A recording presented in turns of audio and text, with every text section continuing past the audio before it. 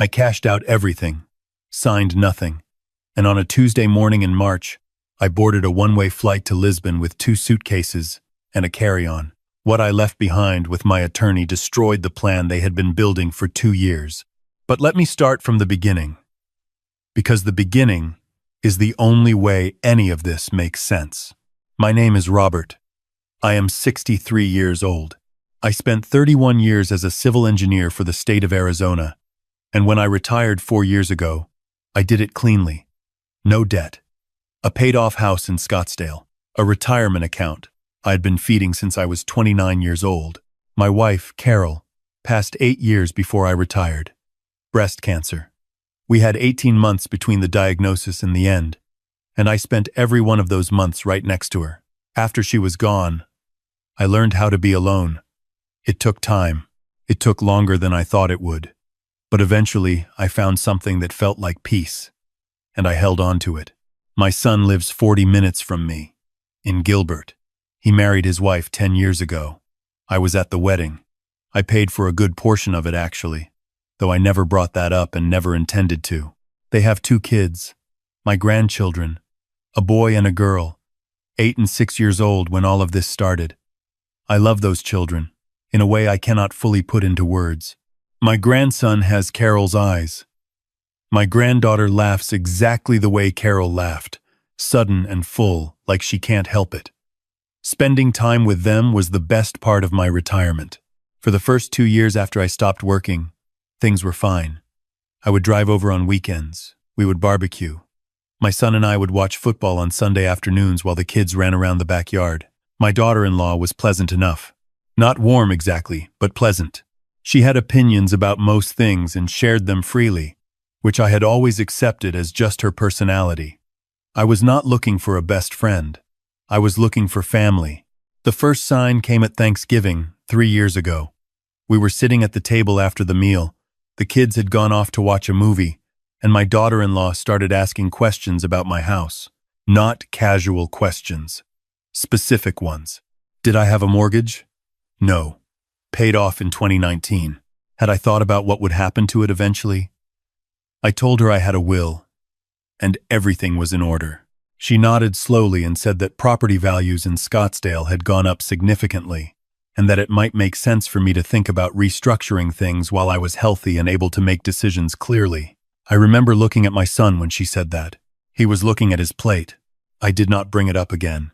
I filed it somewhere in the back of my mind and told myself I was probably reading too much into a dinner conversation. Then, about 8 months later, my son called me on a Wednesday evening. He said he and his wife wanted to come over that weekend to talk about something important. I said, of course. When they arrived, my daughter-in-law did most of the talking.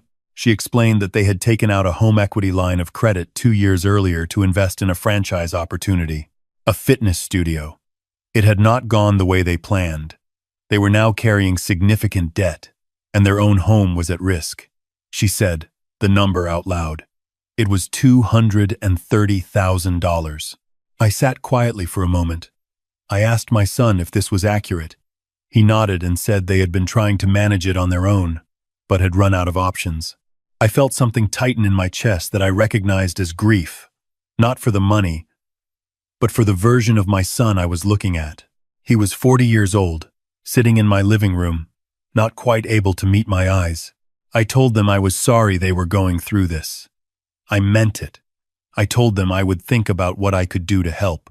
My daughter-in-law said she appreciated that, and then she said something that I let pass at the time but that I turned over in my mind for weeks afterward.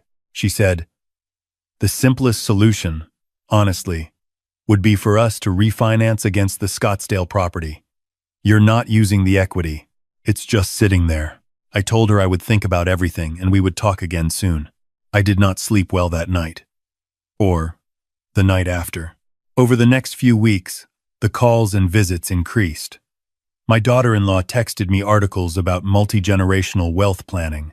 She sent me a link to something called a living trust transfer and said a friend of hers had done it with her parents and it had been seamless. My son would call and talk around the subject without ever quite landing on it directly, which was somehow harder to deal with than the directness. He would say things like, "The kids love coming to your place, Dad. We just want to make sure everything stays stable for them, as if my house was already theirs and I was the variable. I still had not said no. Looking back, I think they interpreted that as progress. Then came the visit in October. It was a Sunday. The kids were with them, which I noticed but did not comment on. My granddaughter ran in and hugged me around the knees and asked if I had any of the lemon cookies I kept in the blue tin. I did. She settled on the couch with the tin and a book, completely content. My grandson asked me if we could go look at my old truck in the garage, which he always wanted to do because I had promised to teach him to drive it someday on an empty road. I told him after lunch. He thought that was acceptable. We ate. The kids finished first and went outside to the backyard, and then my daughter-in-law put a folder on the kitchen table. She slid it across to me. Inside was a document she had obtained, she said, from a real estate attorney. A transfer of title. She had already filled in the address of my house. She said they were not asking me to give it to them, only to put it into a shared family trust that she and my son would also be signatories on, which would allow them to refinance the debt immediately and give me, she said, complete security, because I would still be living there. I looked at my son. He was looking at the folder. I closed the folder. I pushed it back across the table. I told them I was not going to sign anything that day. My daughter-in-law's expression shifted, not dramatically, just a small tightening around the eyes. She said she understood I was cautious, and that they had done their research, and that from a purely financial standpoint, this was the most logical path forward. I said I understood she believed that. She said, "Robert, you are 62 years old and you live here alone. This house is going to pass to your son eventually anyway. All we're asking is for access to it now, when we actually need it." I stood up from the table. I walked to the back door and called my grandchildren in. I told them I had lemon cookies in a tin and that their mother would help them find it, which got my granddaughter off the couch immediately. It gave me something to do with my hands while my daughter-in-law gathered her folder from the table. They left an hour later. I stood in the driveway and watched the car back out, and I waved at my grandchildren through the rear window. That evening I called my attorney. His name is Gerald. I have known him for 19 years. He handled my estate planning after Carol died, updated my will twice since then, and is one of the few people I trust completely. I told him everything. He listened without interrupting, which is one of the things I have always appreciated about him.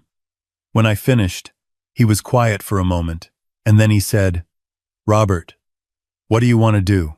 I said I needed to think about it. But I knew, even as I said it, that something had shifted. What shifted was not anger. I want to be clear about that, because what happened next might look like a reaction, and it was not. What shifted was clarity. I had spent 2 years being careful with my words, giving answers that were soft enough to not cause conflict, making myself available, and trying to be generous. And what I had gotten in return was a folder with my home address already typed into a transfer of title document. I started paying closer attention after that. I went back over conversations in my mind. I thought about the Thanksgiving dinner and the questions about my mortgage. I thought about the texts with the links to estate planning articles. I thought about my son saying the kids loved coming to my place, as if my home's primary value was its usefulness to them. I also started to understand something about my son that I had not let myself see clearly before.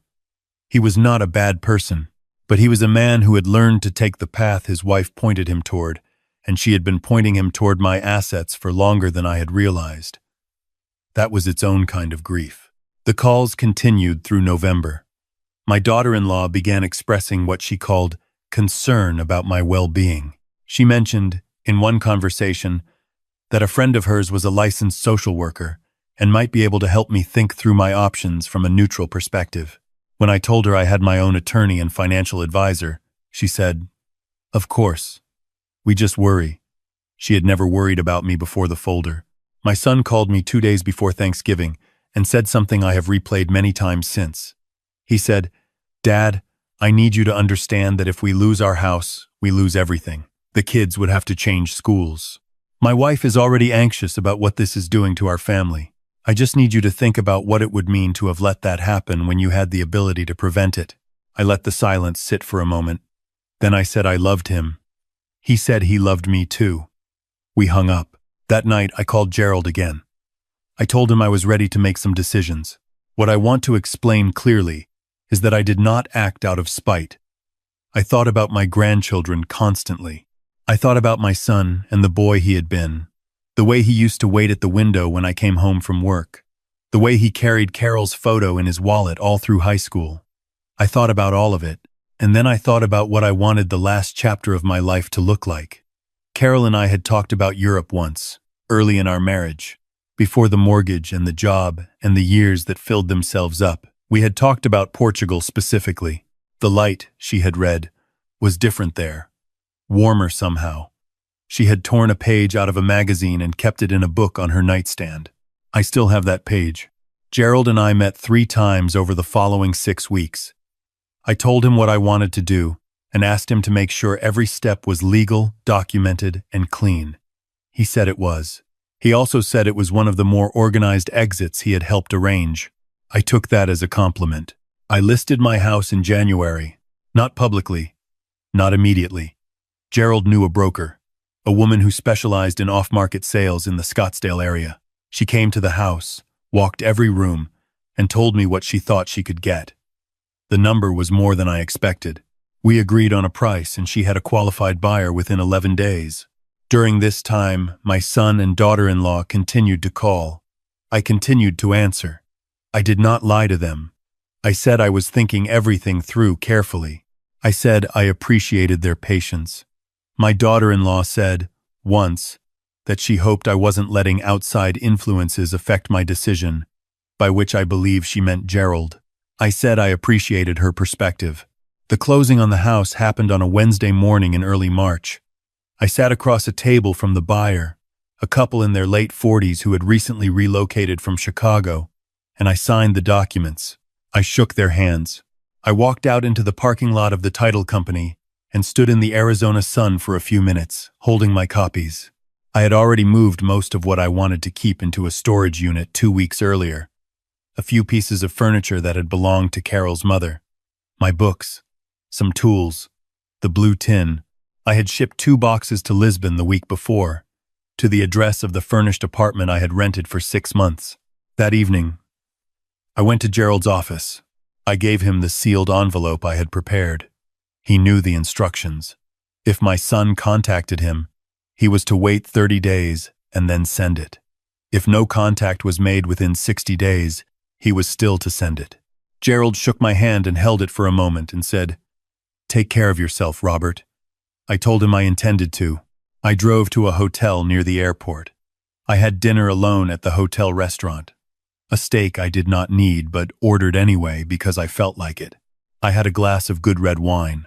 I looked at the magazine page Carol had kept, which I had carried in my jacket pocket for the last 2 weeks, and I thought about her for a long time. The flight left at 7:15 in the morning. I slept for most of it. Lisbon in March is cool but not cold. The apartment Gerald's contact had arranged was on the 3rd floor of a building in the Alfama neighborhood, with a small balcony that looked out over the rooftops toward the water. I stood on that balcony on my first afternoon and watched the light move across the city, and I understood what Carol had read in that magazine. The light was different. It was the color of late afternoon, even at noon. It had a weight to it that felt like rest. I settled into a routine quickly, which surprised me. I had expected disorientation, and there was some at first, but mostly there was the quiet. I would wake early, make coffee, read on the balcony. I enrolled in a Portuguese language course 3 mornings a week. I found a cafe 2 streets over where the owner was patient with my early attempts at ordering in Portuguese and occasionally corrected me without making it embarrassing. I walked every afternoon. My Scottsdale cardiologist had told me to walk more. I was walking more. I did not contact my son or my daughter-in-law. I did not post anything on social media, which I barely used anyway. I told no one where I had gone except Gerald. 41 days after I arrived in Lisbon, my phone rang. It was a number I did not recognize. I answered anyway, and it was my son. His voice was tight in a way I had not heard since Carol's illness. He said, "Dad, where are you? The house is gone." What happened? I asked him how he had gotten this number. He said his daughter, my granddaughter, had found an old birthday card from me in a drawer, and there was a phone number handwritten inside that he thought might be a newer one. I had forgotten about that card. I had written my cell number in it 2 Christmases ago after I got a new phone. I told him I was in Europe. He asked me which country. I told him Portugal. There was a silence on the line. He asked me why I had not told anyone. I said I had not been aware I owed anyone advance notice of my travel plans. He said that was not fair. I said I agreed that a great many things had not been fair recently. Another silence. He said the buyer of my house had contacted them because some mail had been delivered there by mistake. That was how they had found out. He said my daughter-in-law was very upset. I told him I was sorry to hear she was upset. Then he said something that I will remember for the rest of my life. He said, "Dad, we needed you." And I could hear it. The actual need underneath the words, not the need for my house, or my retirement account, or my signature on a document, but something older than that. The need of the boy who waited at the window. I sat down in the chair on my balcony. I said, "I know you did. And what your father needed was to not spend the last years of his life feeling like a resource to be managed." He didn't say anything for a long time. I waited. He said, "Is that how it felt?" I said yes. "That is exactly how it felt." He was quiet again. Then he said he was sorry. I want to be careful about how I describe those 2 words, because I do not know how much was in them and how much I wanted to be in them. But he said them, and they sounded like him. The real him. The one I have been looking for in every conversation for the last 2 years. I told him I loved him. He said he loved me. I told him Gerald would be sending a letter soon and that I wanted him to read it carefully and then call me again when he had. He said he would. The letter arrived at his house through Gerald's office 9 days later. In it, I had tried to write everything I had not been able to say at kitchen tables, and on phone calls, and in doorways. I told him that I had watched his wife present me with a transfer of title for my own home, as if she were doing me a favor, and that I had watched him look at the table when she did it, and that I had spent many nights trying to reconcile that man with the son I raised.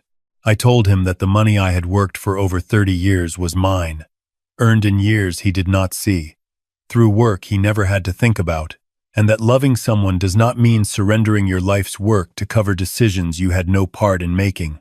I told him what I had done with the proceeds of the sale. I had put a portion into an irrevocable educational trust for my grandchildren, structured so that the funds could only be used for tuition, books, and housing during their college years. Not for debt, not for investment schemes. For them, directly, when they were old enough to use it themselves.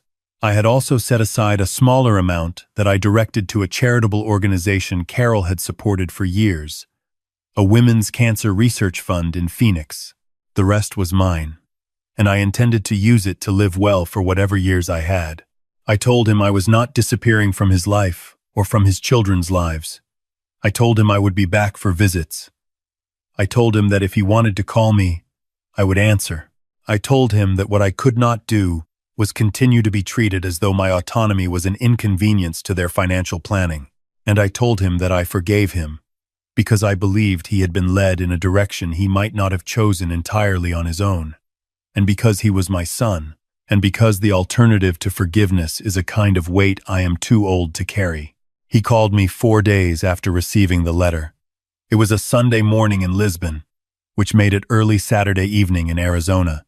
He said he had read the letter 3 times. He said he did not know what to say except that he was ashamed, and that the word he kept coming back to was ashamed. I told him I believed him. He asked if we could talk more. I said yes. He asked if he could bring the kids to visit me someday. I said I would like that more than most things. He did not mention his wife once during that call. That was 6 weeks ago. We talk now on Sunday mornings, his Saturday evenings. It is not everything I hoped it would be, and it is more than I feared was possible. He told me last Sunday that my granddaughter has started taking an interest in baking and had made something called a lemon loaf that the whole family had eaten in one sitting. I told him to tell her that when she was ready, her grandfather had a recipe for lemon cookies that had been in the family for decades and was technically classified. She immediately shouted something from another room that I could not quite make out but which sounded like excitement. I am sitting on my balcony as I write this. It is just after 9 in the morning and the city is waking up around me. I can hear the trams on the street below. There is coffee on the small table next to me. Somewhere in the apartment there is a blue tin that, as of last Tuesday, contains a batch of lemon cookies I made because I was thinking about a 6-year-old girl's laugh and because Carol would have wanted me to keep the recipe going. I am 63 years old and I live in Lisbon and my name is Robert. And I am not lonely. I am not waiting. I am not a deed on a table or a signature on a document or an inconvenient variable in someone else's financial plan. I am a man who has loved his family fully and who has also, finally, loved himself enough to leave. There is a difference between choosing to be alone and choosing yourself. I did not choose to be alone. I chose to be free. I recommend it.